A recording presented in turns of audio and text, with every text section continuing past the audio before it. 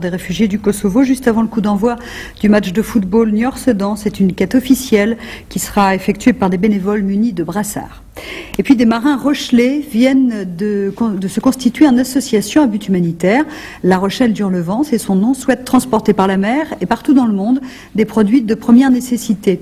Ils ont projeté de partir en Albanie au mois de mai et lancent un appel pour collecter des vêtements, des chaussures ou bien encore des produits d'hygiène.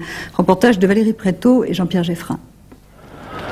Des marins de La Rochelle se lancent dans l'aventure humanitaire. François Reich vient de créer l'association Les Rochelles d'Hurlevent, une association destinée au transport de marchandises par voie de mer. Le 10 mai, il larguera les amarres du port des Minimes, destination l'Albanie, après une très longue navigation. Alors, départ de La Rochelle, on descend le golfe de Gascogne, qui est une zone de navigation difficile en ce moment. On fait le tour de l'Espagne, détroit de Gibraltar, on arrive en Méditerranée, on passe au large de la Sicile, on fait le tour de la botte italienne. On arrive en Adriatique, Cap sur l'Albanie. Près d'un mois de navigation pour livrer chaussures, vêtements et matériel d'hygiène, le marin pense atteindre la côte adriatique mi-juin, une mission préparée dans l'urgence qui n'a pas pour vocation une aide de première nécessité. On ne peut pas imaginer de réparer les cicatrices d'une telle guerre en peu de temps. Il est vrai que notre moyen d'acheminement est par nature long, puisqu'on travaille sur des bateaux qui sont des bateaux à voile.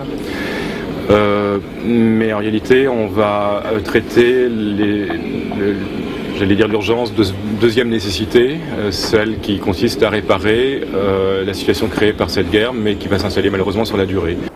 En Albanie, l'association Rochelaise se mettra à disposition de la Croix-Rouge et de Médecins du Monde. Les bateaux pourraient servir de base pour d'autres interventions humanitaires. Je pense que par son sentiment et sa sensibilité très particulière à cette idée de liberté, l'homme de mer a vocation, peut-être plus qu'un autre, à embrasser une cause humanitaire et à en prendre la défense. Un industriel de Niort a d'ores et déjà proposé un important stock de vêtements, mais l'association lance un appel aux particuliers pour les dons et aux propriétaires de bateaux de plus de 10 mètres pour agrandir cette flotte de solidarité.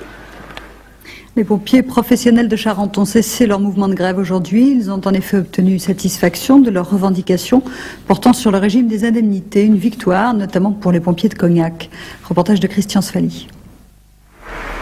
Les sapeurs-pompiers professionnels de la Charente ont eu chaud cet après-midi puisque le conseil d'administration voulait leur supprimer leur prime de fin d'année.